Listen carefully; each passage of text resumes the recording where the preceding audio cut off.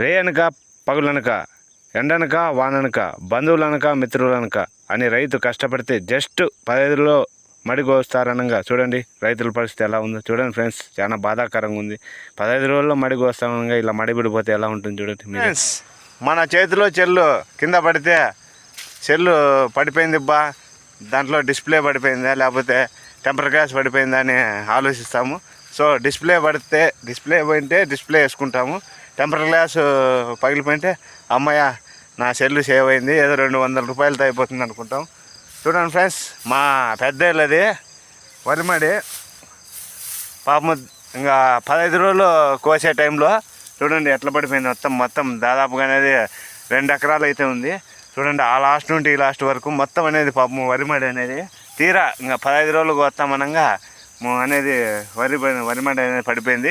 So వర్షము పడేదానికంటే ముందంట. So ఈ గింజ వెయిట్ ఎక్కువ ఉండడం వల్ల అనేది వాలింది, గాలి ఎక్కువ వీచడం వల్ల అనేది ఇది కింద పడిపోయింది వరిమడి. ఇది చాలా బాధాకర విషయము. సో మనం చూడండి దాదాపుగా అనేది 2 ఎకరాల్లో ఉంది ఆ లాస్ట్ నుండి ఈ లాస్ట్ వరకు. చాలా నాకైతే నేను ఇట్లా దారుంటూ పోతుంటే ఇట్లా చూస్తుంటే చాలా బాధ అనిపించింది. సో మనం కానీ ఏం చేయలేము పాపం, ప్రకృతి వైపరీత్యము. చూడండి దాదాపుగా 2 ఎకరాల్లో ఉంది వరిమడి.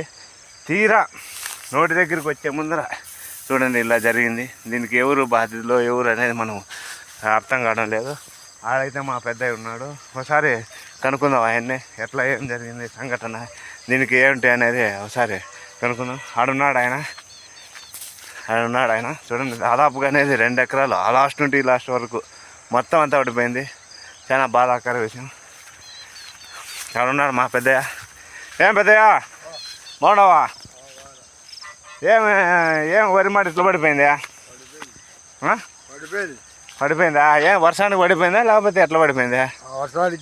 వర్షానికి గింజ వెయిట్ ఎక్కువ అవడం వల్ల పడిపోయింది. మిస్టేక్ 50 రోజులు అనేది 40 days అన్న, అదొకటి క్షమించండి. బీబీటీ ఏమనుకోద్దండి. బాధ అనిపించలేదా దీనికి? బాధ అనిపించలేదా? 40 రోజులు కష్టపడి, 40 కాదు ఎన్ని రోజులు, 400 రోజులు కష్టపడి తీరా చేతికి వచ్చే ముందర పడిపోతే ఎవరికైనా బాధే కదా. 5 నెలలు అనుకో, 5 నెలలు అంటే 120 రోజుల 300 రోజులు, 300 రోజులు కాదులే, 150 రోజులు. చూడండి ఫ్రెండ్స్, మా పెద్దది మడి ఎట్లా పడిపోయిందో.